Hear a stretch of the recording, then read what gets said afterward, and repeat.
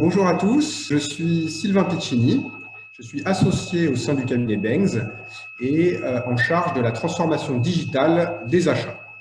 Et je suis ravi de vous accueillir à l'occasion de ce nouveau webinaire pour lequel je serai accompagné d'Erwan Lebellegui d'Hutchinson. Erwan témoignera de notre expérience ensemble autour d'un projet de fiabilisation du pilotage des coûts au service de stratégies d'achat durable. Nous nous focaliserons notamment sur comment sécuriser la prise de décision pour orienter et adapter les stratégies d'achat. Erwan, je te laisse te présenter. Merci Sylvain, bonjour à tous. Donc, je m'appelle Erwan Lebellegui, je suis dans le groupe Hutchinson depuis maintenant une grosse quinzaine d'années. Et puis j'ai intégré la direction des achats il y a 7 ans. Auparavant, j'étais responsable qualité en usine. Donc j'ai intégré la direction des achats il y a 7 ans en tant que responsable qualité achat groupe. Donc je m'occupe beaucoup de qualité, donc le suivi des fournisseurs qui sont centralisés. On regardera comment on a des fournisseurs centralisés. Je m'occupe de la certification de la direction des achats. Je m'occupe de la définition des processus et des procédures achat groupe. Mais j'ai également une seconde casquette qui est le suivi et le pilotage des outils achats pour le groupe Hutchinson. Et donc, c'est surtout dans ce contexte-là que je vais être là aujourd'hui et que je vais intervenir. Donc, c'est une double casquette qui est un peu étonnante, je pense, pour beaucoup, parce que qualité et outils, c'est pas forcément en phase. Pour autant, la qualité, qu'est-ce que c'est? C'est la définition des processus simples qui soient standards et efficaces. Et les outils, c'est la mise en œuvre de processus simples qui soient standards et efficaces. Donc, il y a une vraie cohérence à cumuler ces deux casquettes. Et c'est dans ce contexte-là que j'ai cette double fonction d'un pôle, en fait, règles et outils. Merci Erwan. Donc, avant de laisser plus amplement la parole à Erwan, j'ai deux points à préciser. Logistique d'abord, nous passerons ensemble 45 minutes. Je vous propose de passer 35 à 40 minutes sur le retour d'expérience d'Hutchinson et de consacrer 5 à 10 minutes à des questions-réponses. Le deuxième point concerne la présentation de Bangs, avant de laisser la parole à Erwan. Alors, Bangs, qui sommes-nous? Nous sommes un cabinet de conseil en stratégie et innovation d'un peu plus de 50 collaborateurs créés en 2014. Notre empreinte, c'est travailler en mode agile pour sécuriser et réduire les cycles des projets que nous accompagnons. Nous avons par ailleurs une solide expérience de la transformation des fonctions corporate, notamment RH, juridique, IT, R&D et achat, bien entendu. Nous avons une équipe dédiée à la transformation et la digitalisation des achats, qui connaît parfaitement le métier des achats, maîtrise la réglementation et les solutions digitales du marché, dont Evalua, dont nous allons reparler dans le cadre de ce retour d'expérience et pour laquelle tous nos consultants achats sont certifiés. Nous conduisons des projets de transformation des organisations, réduction des coûts, pilotage des risques, notamment fournisseurs, et de plus en plus ces derniers mois, de professionnalisation des acheteurs et bien entendu de digitalisation des processus et des pratiques achats. Pour illustrer ce dernier type de projet, je vais laisser la parole à Erwan. Merci Sylvain. Donc, avant de commencer, de rentrer dans le vif du sujet, je vais vous faire une présentation assez brève et rapide du groupe Hutchinson. Donc, vous connaissez peut-être déjà, vous en avez peut-être déjà entendu parler d'Hutchinson comme un spécialiste du caoutchouc. On est une des grandes entreprises mondiales de caoutchouc et on est connu pour ça. Aujourd'hui, on livre en plus de pièces simples de caoutchouc comme on a toujours fait. Alors, on ne fait plus les bottes comme on a commencé à faire, hein, les bottes en caoutchouc. Mais maintenant, on livre vraiment des systèmes complexes à nos clients qui sont sur la base de 5 cœurs d'expertise, qui sont les suivants. Donc, un premier cœur d'expertise qui est l'antivibratoire et les systèmes de courroie, les systèmes de transmission, pardon. Donc, qu'est-ce que c'est que l'antivibratoire? En clair, c'est des supports moteurs, essentiellement automobiles, mais on a aussi des systèmes antivibratoires pour l'aéronautique et les hélicoptères notamment. Et qu'est-ce que c'est les systèmes de transmission? C'est toutes les courroies et les systèmes mécaniques qui vont avec, donc les galets, les tendeurs et ce genre de pièces mécaniques. Deuxième expertise, c'est ce qu'on appelle l'étanchéité de carrosserie. Donc en clair, c'est des joints de porte, notamment sur les véhicules automobiles. On équipe tout type de joints de porte. Troisième expertise sur le management des fluides, le management de transfert de fluides, donc également beaucoup automobile, mais également aéronautique. Donc l'idée, c'est de transporter des fluides, mais également ajouter de la valeur à ce type de système, d'un point A à un point B, donc que ce soit des fluides d'air, d'eau, de carburant, d'huile, etc. On transporte tout type de fluide et nos systèmes sont de plus en plus complexes, notamment avec l'intégration de mécatronique dans nos systèmes.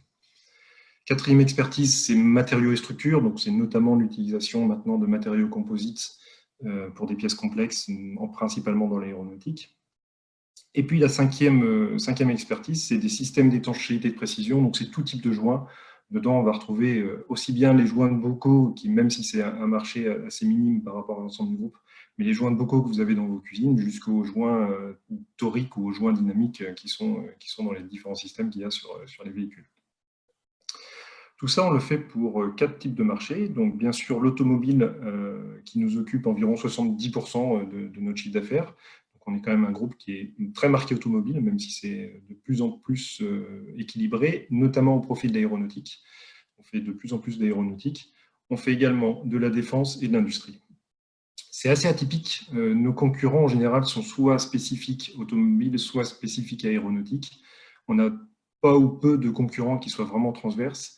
Et c'est une vraie force stratégique pour nos patrons, et notamment notre PDG qui parle très régulièrement de cross-fertilisation.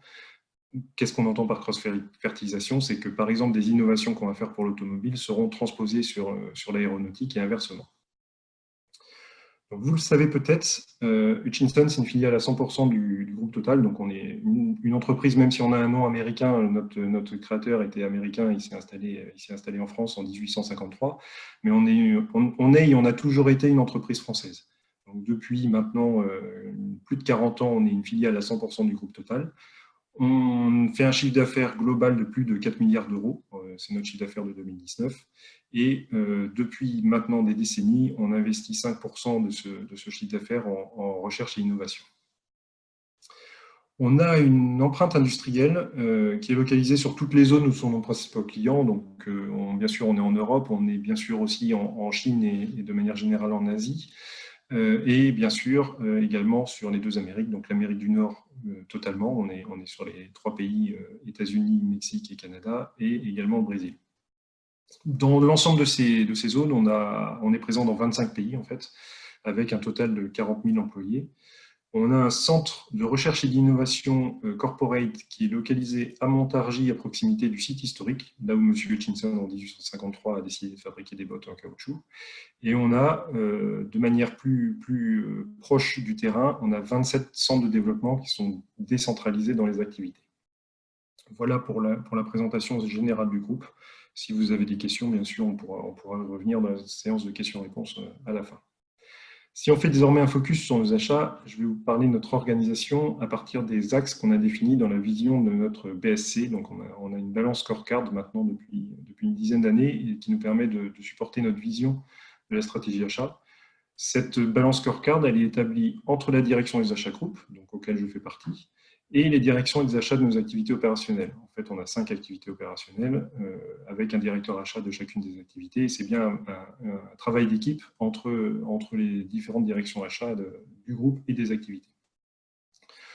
Premier axe de notre vision, c'est d'avoir une organisation adaptée aux zones et aux marchés, ainsi qu'aux typologies d'achat que nous avons.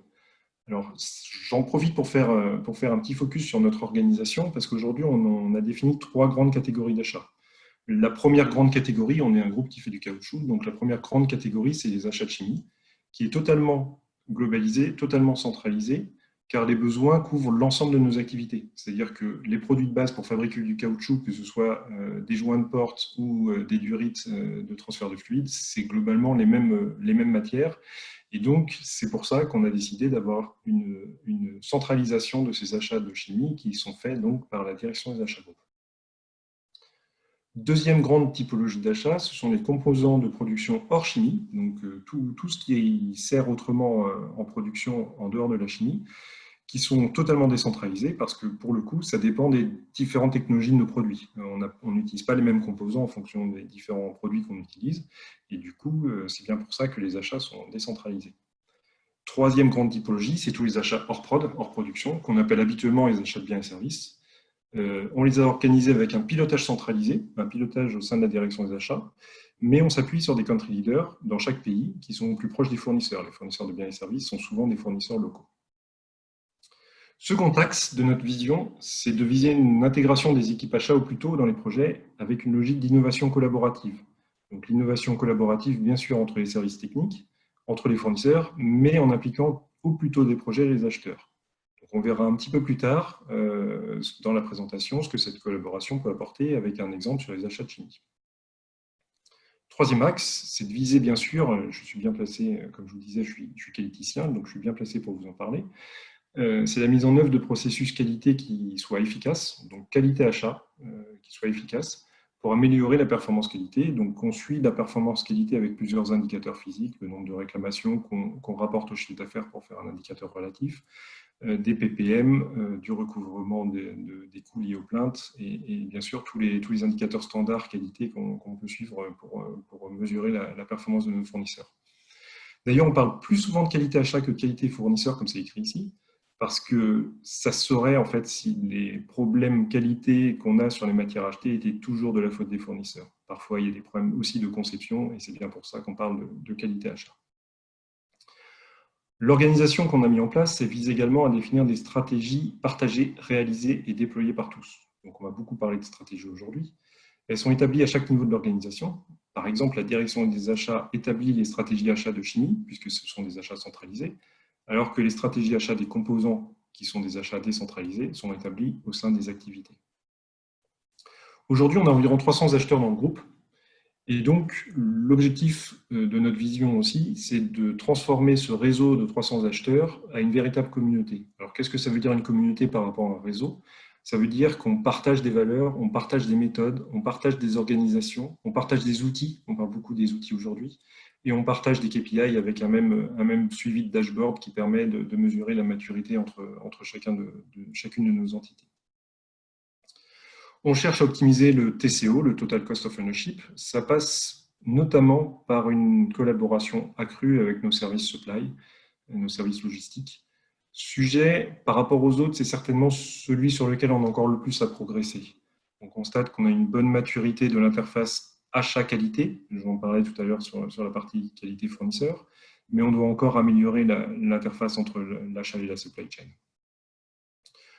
Le septième axe, c'est de travailler sur un développement des compétences de nos acheteurs via des parcours de formation standard dans le groupe. Je vous ai parlé de la communauté avec des valeurs, des méthodes, des outils communs. Tout ça, ça passe aussi par de la formation et on a conçu des parcours de formation standards pour l'ensemble de nos acheteurs pour rentrer dans des compétences similaires entre chacun de nos acheteurs. Et bien sûr, on vise la pleine utilisation d'outils partagés communs, comme par exemple Evalua, qu'on utilise maintenant depuis 6 ans, qu'on va beaucoup évoquer aujourd'hui. On utilise d'autres outils, notamment, comme je le disais, on est dans le groupe Total, donc on utilise certains des outils que Total a développés, en particulier pour l'e-sourcing et l'e-procurement, où on est sur des solutions SAP Ariba, les solutions de Total. Mais aujourd'hui, on va principalement s'intéresser sur l'outil Evalua. Donc, dans l'approche de professionnalisation de la fonction achat, on a décidé en 2013 de mettre en place un véritable outil métier. On avait un outil maison pour l'analyse des dépenses. Cet outil, il avait pas loin de 10 ans. On l'avait appelé Achat Data. Et il montrait ses limites. Alors, c'était un outil maison, on l'avait développé en interne. Et on n'avait rien de standardisé hors analyse des dépenses pour la gestion de la relation fournisseur. En fait, on travaillait encore beaucoup avec des emails et des fichiers Excel pour beaucoup de sujets. Donc, l'outil métier souhaité, il nous permettrait de couvrir principalement 3 objectifs. Le premier objectif, c'était d'avoir un outil professionnel pour analyser nos dépenses et nos variations de prix avec tous les axes habituels. Donc, l'objectif d'analyser les dépenses et les variations de prix, c'est aussi de le regarder suivant plusieurs axes, faire une analyse multi-axes. Donc, bien sûr, les axes habituels, c'est par organisation, par famille, par fournisseur, mais on peut aller beaucoup plus loin et on vous montrera quelques exemples tout à l'heure. Deuxième objectif, c'est d'avoir un outil qui nous permet d'enregistrer et de partager les éléments gérés au niveau global. Donc, je vous ai dit, il y a certaines activités qui sont gérées en centrale par la direction des achats groupes, donc les achats de chimie et certains contrats de biens et services. Donc, l'objectif principal, un des 3 objectifs principaux du déploiement d'Evalua, c'était de pouvoir mettre à disposition et de partager tous ces éléments. Donc, on a les contrats cadres Total qui sont applicables à Hutchinson, les contrats à cadre Hutchinson et les tarifs qui sont négociés en centrale pour les grades de matières chimiques qu'on achète. Donc aujourd'hui, l'intérêt, c'est d'avoir à la fois cette base de données complète, accessible 24 heures sur 24, 365 jours par an par toutes les zones géographiques, mais en plus En plus de cette diffusion simplifiée, un autre intérêt d'avoir tout ça dans Evalua, c'est qu'on est capable de mesurer des taux d'application. Donc aujourd'hui, par exemple, on sait très bien dire, en un clic, on sait très bien dire si nos contrats d'intérim, par exemple, sont bien appliqués partout. Dernier objectif, des 3 objectifs principaux, c'était d'avoir un outil qui nous permette de piloter la base fournisseur avec une véritable vision 360, donc à la fois sur les aspects qualité. Donc on a standardisé nos processus qualité de gestion de la relation fournisseur. Donc par exemple, on utilise le module plan de progrès, on utilise le module gestion des litiges, on a intégré un 8D dans la gestion des litiges, on utilise les évaluations fournisseurs, donc on utilise pleinement tous ces modules, mais également, en plus de la qualité, sur des sujets d'intégrité, donc notamment les sujets d'anticorruption, de minerais de conflit, on utilise Evalua pour gérer ces sujets-là. Et on travaille aujourd'hui pour encore améliorer ces aspects-là, notamment sur la cartographie de nos risques fournisseurs. Donc tout ça, ça nous permet aujourd'hui d'avoir des données fiables et complètes pour prendre des décisions éclairées et orienter nos stratégies d'achat, comme on le verra un petit peu dans le détail un petit peu plus tard. Donc pour faire tout ça, on a travaillé principalement avec 2 partenaires. Alors d'une part, évidemment, l'éditeur français Evalua, hein, qui est basé à Orsay historiquement, qu'on a sélectionné pour 2 raisons principales. Alors la première, c'est quand même la principale, c'est que les fonctionnalités dont je viens de parler, les fonctionnalités principales dont on avait besoin, elles étaient couvertes par l'outil standard, de manière standard. Donc très peu de développement à faire sur le lancement du projet. C'était quand même un gros point fort. Ensuite, deuxième intérêt, c'est qu'ils ont un outil qui est très évolutif. Toujours la possibilité de faire très simplement du paramétrage, c'est très adapté. Et on peut faire du paramétrage et des petits développements pour couvrir certaines spécificités. Donc ça nous a semblé à l'époque être la solution la plus pertinente en termes d'outils achat métier. Second partenaire, c'est Banks. Principal intérêt à travailler avec un intégrateur tel que Banks, c'est d'avoir des consultants, comme Sylvain l'a dit, qui connaissent à la fois la fonction achat et l'outil Evalua.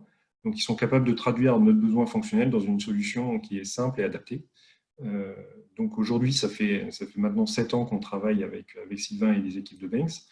On est très satisfait de ce travail. On continue de travailler régulièrement avec ces mêmes équipes pour des projets d'évolution. L'intérêt aussi de ce partenariat qui est sur du long terme, hein, depuis 7 ans, c'est qu'ils connaissent maintenant très bien notre projet et donc on gagne du temps sur les nouvelles évolutions. Mais je vais m'arrêter là parce que sinon je vais faire rougir Sylvain. Comme je vous le disais, un des axes prioritaires lorsqu'on a décidé de développer le nouvel outil, c'était d'aller très loin dans nos analyses de dépenses. Et l'intérêt était de pouvoir analyser nos prix en ayant un outil qui nous permette de décomposer ceci et d'analyser les variations. Et donc, c'est ce qu'on va voir sur ce slide.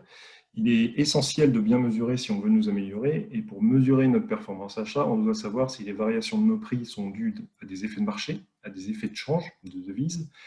Et on doit savoir si l'acheteur, vis-à-vis de ces variations de marché et de change, est-ce qu'il surperforme ou est-ce qu'il sous-performe ses effets avec ses actions au quotidien de ses lignes ou de négociation. Et bien, tout ça, on le fait dans Evalua. On a automatisé et digitalisé le pilotage des évolutions de nos prix d'achat au regard des évolutions des indices. Ça nous permet d'avoir une meilleure compréhension des variations de prix, à la fois passées, mais également anticiper les variations futures pour faciliter le pilotage de nos achats, avec d'une part l'analyse de la performance des achats réalisés, de la performance économique, mais aussi des analyses prévisionnelles et prédictives qui nous permettent d'assurer une meilleure prise de décision dans l'orientation de nos stratégies achats à court, moyen et long terme. On va voir tout ça dans le détail un petit peu plus tard.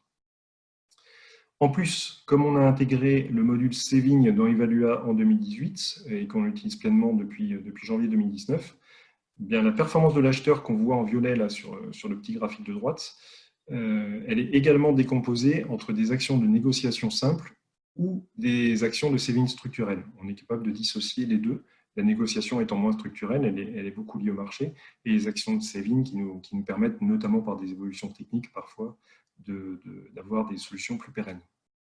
Mais zoomons là maintenant sur la possibilité que nous avons d'analyser nos prix d'achat avec la variation du marché.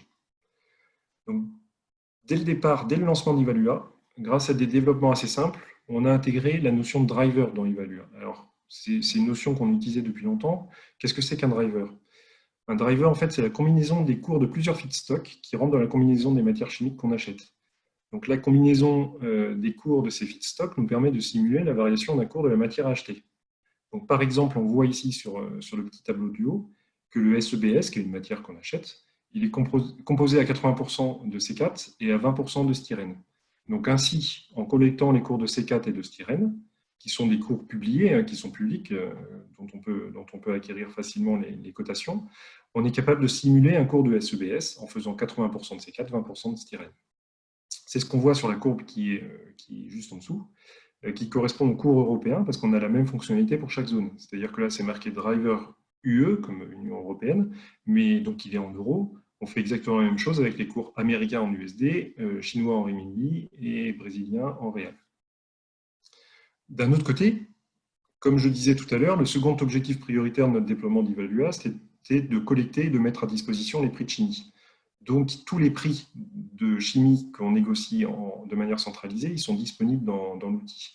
Et donc, on est capable de les afficher sous forme graphique également, comme ici, avec le graphique du bas, qui est un graphique par fournisseur. Donc, on est capable très simplement de comparer les prix négociés avec les différents fournisseurs qu'on a dans notre panel et de suivre l'évolution des prix chimie par fournisseur. Donc, on voit très bien l'intérêt de cette comparaison pour une même matière entre différents fournisseurs. Et ce qu'on voit aussi très bien, c'est que la combinaison des deux indicateurs, donc d'un côté le driver et de l'autre côté le prix, il nous permet très simplement de voir la perf achat, c'est-à-dire de constater si nos prix d'achat sont en phase avec le marché. Et on voit sur cet exemple que pour ce fournisseur, la perf s'est dégradée en 2018-2019, c'est la petite courbe grise delta, qui monte. Donc, on a une baisse de performance, mais qui est tout à fait très bien expliquée, puisque le marché sur cette matière était court sur ces années-là, sur cette période. Mais on a commencé à rattraper une partie de ce retard en janvier 2020. Donc, tout ça, ça nous permet clairement d'orienter les négociations et les stratégies en fonction des différents fournisseurs qu'on peut avoir. Second axe qui nous permet d'orienter nos stratégies, c'est la performance du fournisseur qu'on mesure suivant les axes QCDI, qualité, coût, délai et innovation.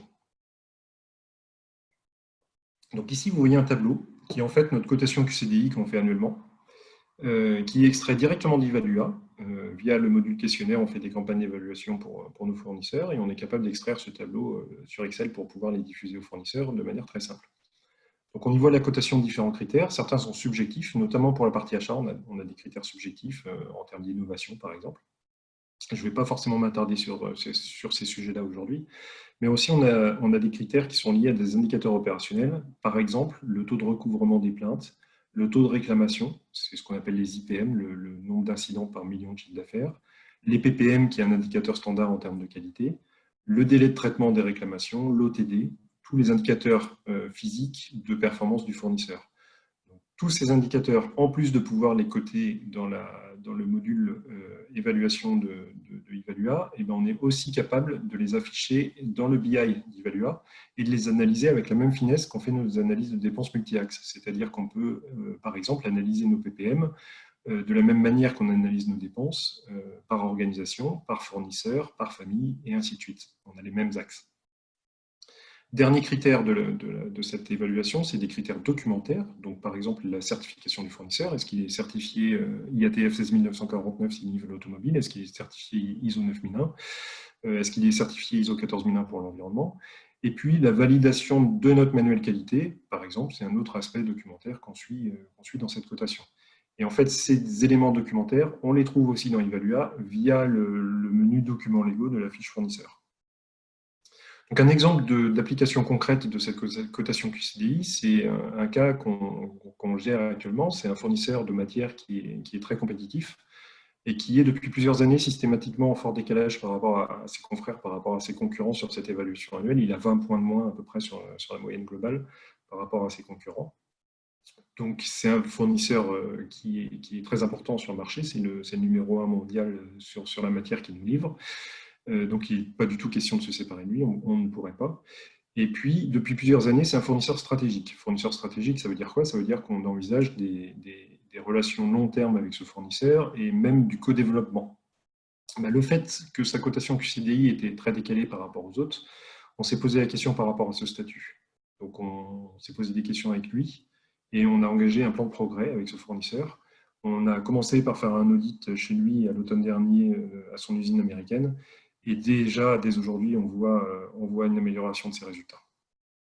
Donc, c'est un outil assez performant. Troisième point qui nous permet d'orienter nos stratégies, c'est la collaboration entre les prescripteurs et les acheteurs. Donc, on se doit clairement de préparer l'avenir. Et comme je le disais quand j'évoquais les axes de notre vision stratégique, cette relation prescripteur-acheteur est essentielle. Donc, pour les achats de matières chimiques, nos prescripteurs, ce sont les chimistes, ce sont les gens qui développent les mélanges. Ils spécifient des formules à partir des grades de matière du marché. Donc, chaque mélange permettra de faire des pièces en caoutchouc avec des caractéristiques propres. La chimie du caoutchouc, c'est comme de la cuisine. On mélange des matières et on cuit tout ça dans un processus de vulcanisation et on arrive à avoir des caractéristiques mécaniques qui sont celles souhaitées par nos clients. On avait un ancien chimiste qui avait l'habitude de dire que le meilleur des chimistes, le meilleur des mélanges, c'est l'ADN, parce qu'avec les 4 protéines qui forment l'ADN, donc GATC, on est capable d'assimiler à nos matières, les protéines, ce sont nos matières, c'est ce qui fabrique l'ADN, et ben on arrive avec seulement 4 protéines à une biodiversité qui est incroyable. Bon, nos chimistes, ils sont très doués, mais pas autant que quelques milliards d'années d'évolution. Aujourd'hui, malheureusement, on voudrait en utiliser que 4, mais on utilise des centaines de grades de matière pour des centaines de formules. Compte tenu de ce contexte, il y a un véritable enjeu à rationaliser les mélanges pour réduire, par reformulation notamment, donc reformulation, redéfinition de la recette, la diversité de nos grades de matière achetée et également réduire les monosources, puisqu'on a encore de nombreux grades qui sont monosources parce qu'ils ont des caractéristiques très spécifiques pour certains mélanges. Donc l'enjeu ici, il est énorme. Pour un acheteur, c'est le rêve. L'idée, c'est de rationaliser les matières en réduisant la quantité, donc ça veut dire massifier, et ça veut dire également réduire les monosources, donc avoir des sources multiples. On a vu tout à l'heure avec le graphique des prix, sur certaines matières, on était capable d'avoir jusqu'à 5 ou 6 fournisseurs d'une même matière. Donc ça, c'est le rêve de tout acheteur, c'est d'avoir des achats massifiés avec des sources diverses. La méthodologie pour faire ça, c'est beaucoup de bon sens, c'est assez simple. Et en fait, on a défini une labellisation des matières qu'on achète. Le but, c'est de développer, donc c'est un statut vert, c'est des matières qui sont OK, d'éliminer, donc ça c'est un statut rouge, c'est les matières qu'on veut sortir le plus vite possible de nos mélanges, ou laisser vivre jusqu'à la fin de vie ces matières, c'est le statut orange. L'idée, c'est de simplement dire, les mélanges qui utilisent ces matières, on continue de les utiliser jusqu'à ce qu'on n'en ait plus besoin, et quand on n'en aura plus besoin, la matière, elle disparaîtra d'elle-même. Donc ça, c'est une donnée d'entrée qui est très importante pour le plan de développement de nos chimistes. C'est-à-dire que les chimistes, quand ils ont un nouveau mélange à utiliser, ils vont d'abord voir la labellisation pour voir quelles matières ils ont le droit d'utiliser. Ce sont uniquement les matières vertes. Et puis, quand sur des mélanges existants, ils ont des matières qui passent rouges ou qui sont oranges, ils commencent à se poser des questions. Comment je pourrais revoir ce mélange pour éviter d'avoir des matières à risque dans les mélanges qu'on utilise en production. Donc ça, c'est très enrichissant pour eux parce que ça permet de faire un plan de développement sur le long terme, sur plusieurs années. Un exemple concret, alors c'est une mésaventure qui nous est arrivée il y a quelques années. Il y a un de nos fournisseurs très importants, un de nos plus gros fournisseurs, qui a annoncé avoir fermé un site industriel il y a quelques années. Donc on avait anticipé ça, on l'avait vu que ce site industriel il était en danger. Donc on avait anticipé la fermeture et donc tous les grades spécifiques à ce site, qui étaient uniquement fabriqués sur ce site, on avait labellisé ces grades en rouge. Et donc, ça alimentait le plan de développement de nos chimistes en disant tous les mélanges qu'on utilise avec ces grades, il faut les reformuler. Bon, malheureusement, certains d'entre eux, ils n'ont pas eu le temps de refaire les bonnes formulations avant l'annonce officielle de la fermeture. Donc, fort heureusement, ça n'a pas impacté nos clients, encore que, comme on a dû redévelopper certaines matières, eux aussi, ils ont été mis à contribution pour leur plan de validation de nos mélanges, enfin de nos pièces. Mais ça nous a coûté très cher parce qu'on a dû stocker pendant quelques mois des matières pour éviter la rupture chez nos clients. Donc on a vu jusqu'ici comment on peut mesurer et anticiper la performance économique, donc avec les drivers et les prix tarifs. On a également vu l'impact de la performance QCDI, donc avec les différents critères qualité, coût, délai, innovation de performance de nos fournisseurs. On a vu la nécessité pour les achats d'influer sur le plan de développement de nos techniciens, de nos chimistes ou techniciens de développement pour d'autres composants que la chimie. Bien sûr, on regarde l'analyse du marché. Alors, l'analyse du marché, elle est essentielle, évidemment, pour alimenter notre stratégie. Dans cette analyse, on va trouver tous les éléments habituels pour bien comprendre les forces en présence et anticiper les risques. Donc, on fait évidemment du SWOT, du porteur et toutes les analyses habituelles d'une analyse du marché. Et c'est grâce à tous ces éléments qu'on construit notre stratégie, dont l'un des aspects, alors c'est évidemment pas le seul, mais l'un des aspects de notre stratégie, c'est ce tableau que vous voyez ici, qui permet de voir quel fournisseur on va définir dans le panel. Donc, on a d'un côté les échéances, donc 2020 très court terme, qu'est-ce qu'on va garder comme fournisseur cette année. 2021, on anticipe dès à présent comment introduire de nouveaux fournisseurs ou en sortir. Et 2025, à très long terme, comment on voit notre panel à horizon 5 ans. D'un autre côté, sur l'autre axe, on a le feu vert, le feu jaune et le feu rouge. Le feu vert, c'est les fournisseurs stratégiques. Comme je disais tout à l'heure, c'est ceux sur lesquels on va faire du co-développement, du partenariat à long terme. Le feu orange, ce sont des fournisseurs qui sont au panel, qui peuvent être utiles, qu'on ne va pas forcément sortir. Par exemple, pour des marchés de spécialité, il y a certains fournisseurs, certaines matières qui sont faites par des fournisseurs très spécifiques, qui ne sont pas forcément dans les fournisseurs stratégiques, donc on va les garder au panel. Et puis ceux en rouge, ce sont les fournisseurs à éviter, à sortir le plus vite possible, sur la base de l'ensemble des 4 données d'entrée dont j'ai parlé, la performance économique, la performance du fournisseur, le plan de développement et l'analyse du marché.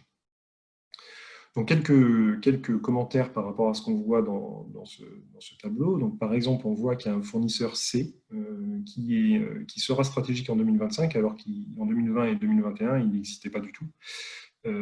En fait, c'est un fournisseur qui est très important aujourd'hui, qu'on connaît déjà, et qui a annoncé se lancer sur le marché de cette matière pour laquelle on fait la stratégie à horizon 3-5 ans. Donc on sait d'ores et déjà que ce sera un fournisseur incontournable et que si on s'y prend suffisamment tôt, on pourra même influer sur leur plan de développement pour qu'ils aient des développements de matière qui soient en phase avec nos besoins techniques. À l'inverse, le fournisseur E, qui est stratégique aujourd'hui, il ne sera plus stratégique à cet horizon. Donc, on va le garder au panel parce qu'il nous fournit quelques matières qui sont intéressantes, mais on va le sortir des fournisseurs stratégiques. Et par contre, le fournisseur A, qu'on utilise encore aujourd'hui de manière